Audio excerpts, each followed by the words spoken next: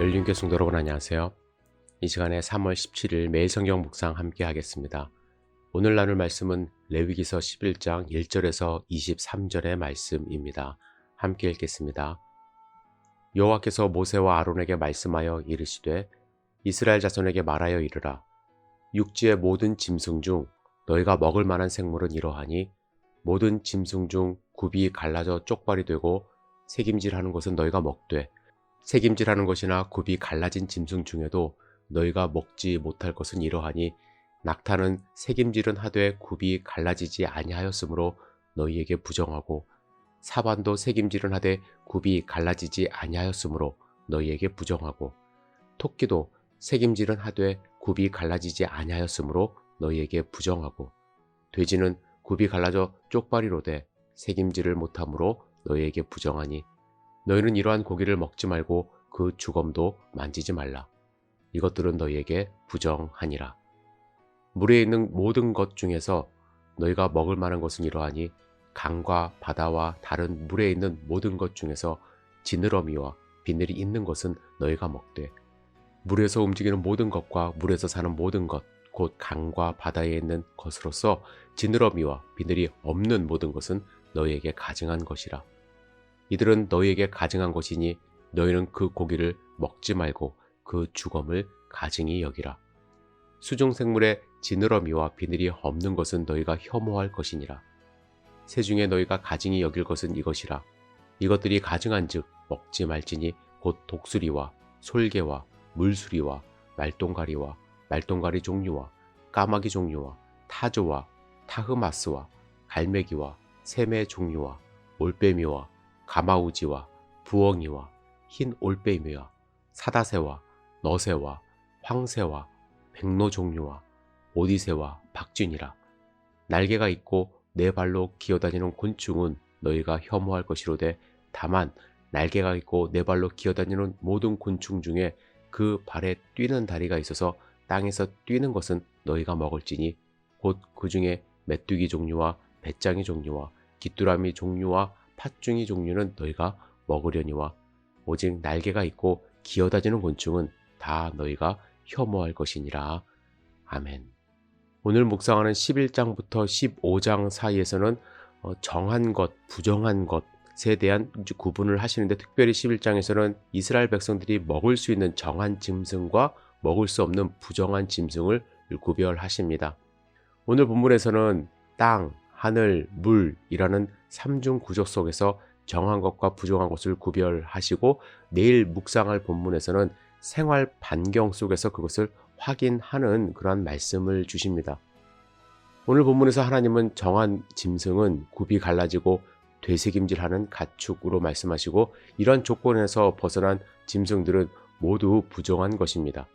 물고기 중에는 지느러미와 비늘이 없는 것, 그리고 새들 중에서는 육식하는 것을 이제 부정하다 하셨습니다. 오늘 우리가 함께 묵상하고 싶은 것은 그렇다면 왜 하나님은 이렇게 정한 음식, 부정한 음식을 구별해 주셨을까? 그리고 그 기준은 무엇이었는가? 물론 본문에서는 새김질, 지느러미 이런 형태로 나타나는 기준들은 주시지만 정확하게 왜 이렇게 기준을 하셨을까에 대한 여러 가지 해석들이 그동안에 있어 왔습니다.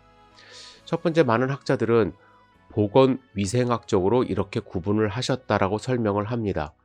부정한 짐승은 비위생적이고 건강에 해롭다. 그래서 하나님이 먹지 말라 이렇게 하셨다고 주장을 하는 것이죠. 이것은 일부 유대교 랍비들이 해석을 많이 했고요. 현재는 제7일 안식교회가 이러한 해석을 따른다고 합니다. 어떤 랍비들은 일부 동물들은 서식 환경이 불결하다는 이유로 금지된다고 말하기도 하고요.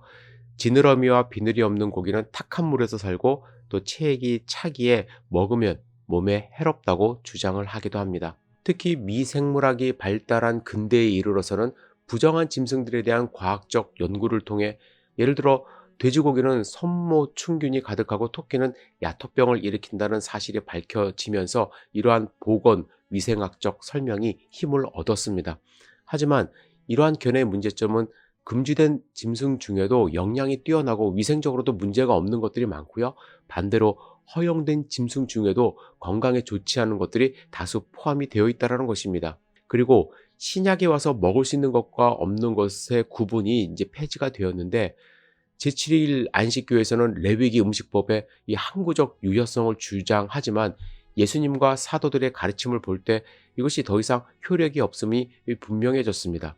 그렇다면 하나님께서 건강을 증진하기 위하여 이제 법을 주셨는데 이것을 나중에 스스로 제거하셨다라는 설명, 이것이 앞뒤가 맞지 않는 모순되는 설명이기 때문에 납득하기 어렵습니다.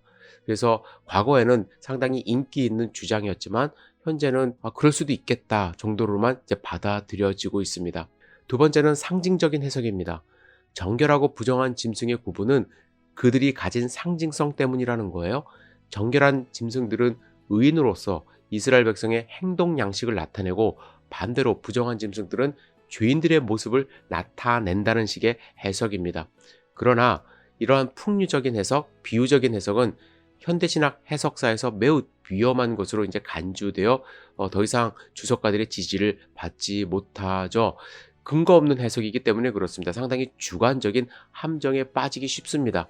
예를 들면 한국교회에서는요, 흔히 갈라진 굽, 이거를 지금도 그렇게 하시는 분들이 있는지 모르겠지만 신약과 구약의 말씀을 상징한다고 했습니다. 또 책임질은 말씀의 묵상을 상징한다는 해석으로 이제 통용이 됩니다. 그래서 굽이 갈라지고 색임질을 하는 동물들은 하나님의 말씀을 잘 색임질하기 때문에 거룩하다 이렇게 해석을 하는 것입니다. 하지만 또 반대에서는요, 갈라진 굽은 선과 악을 상징한다고 이야기하고 또 색임질은 선악의 분별을 상징한다는 해석도 있습니다. 따라서 이렇게 다양하게 주관적인 해석을 할 수밖에 없기 때문에 상당히 위험한 해석이 바로 이 풍류적, 상징적 해석이라고 할 수가 있습니다. 세 번째로 구조주의적 해석도 있습니다. 대표적인 사람으로 메리 더글라스라는 학자가 있는데요. 그는 부정결과 오염은 질서에서 벗어난 것, 그리고 변칙적이고 자리를 이탈한 상태, 그리고 흠이 있는 불완전한 상태라고 주장했습니다. 그와 반대로 정결한 것은 원래의 자리에 있었던 상태, 정상적인 것, 그리고 흠이 없는 완전한 상태를 말한다고 주장을 했습니다. 그의 주장에 따르면 모든 동물은 하늘, 땅, 수중의 각 영역에 맞는 신체 구조와 이동 방식을 지녀야 한다는 것이에요. 예를 들어 정한 것으로 분류된 짐승, 물고기, 새, 그리고 곤충은 저마다의 삶의 영역에 부합한 신체 구조와 이동 방식을 가졌다라고 이야기를 합니다. 그래서 더글라스에 있어서 모든 생물은 창세기 1장의 자연 생태계에 적합한 신체 구조와 이동 방식을 가져야 하며 이 기준을 벗어나는 것은 변칙적인 것이기 때문에 이제 부정하다고 주장을 하는 것입니다. 그의 이론은 지지를 많이 받기도 했지만 또 한편으로 많은 반론을 또한 불러일으켰습니다. 특히 자연과학자들에게서 이동 방식의 변칙성 설명에 대한 집요한 비판이 이어졌는데 전 동물계에 이것이 일관성 있게 적용되지 않기 때문에 그렇습니다. 그래서 한때는 구조주의적 설명도 많은 설득력을 가졌지만 더 이상은 설득력이 있는 것은 아닙니다. 이러한 답변들에 만족하지 못한 일부 구약학자들은 이제 부정을 가르는 가장 설득력 있는 이유를 최근에 이제 찾아냈는데 바로 생명과 죽음의 두 축으로 이것을 설명하는 것입니다. 정부정을 구분하는 근거는 생명과 죽음이라는 거예요. 예를 들면 금지된 짐승과 새들 중에서 다수는 피를 내면서 죽음을 유발하는 육식동물, 혹은 죽음의 찌꺼기와 사체를 먹는 청소동물, 그리고 돼지와 같은 잡식성 동물이라는 것입니다.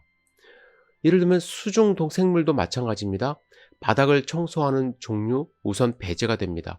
수중에서 기는 짐승들은 주로 수중 밑바닥에 널브러진 죽은 어류의 잔해를 섭취할 뿐더러 수면 밑을 배로 쓸고 다니거나 그곳에서 살기 때문이죠. 수중을 헤엄치는 물고기는 지느러미와 비늘을 모두 가지고 있지만 지상 동물과 달리 이 둘 중 하나만 갖고 있어도 정결한 동물로 이제 분류되지 않았습니다. 공중에서도 같은 기준을 적용해서 육식 조류와 사체를 먹는 습성을 가진 조류, 또 물고기를 잡아먹는 새들을 부정하게 여겼다고 보는 것입니다. 이렇게 생명, 죽음의 두 축으로 설명하는 것, 구조주의적 설명, 또 상징적 설명, 그리고 위생학적 설명, 여러 가지 설명이 있는데 여러분은 어떤 관점이 맞다고 생각을 하시는지요?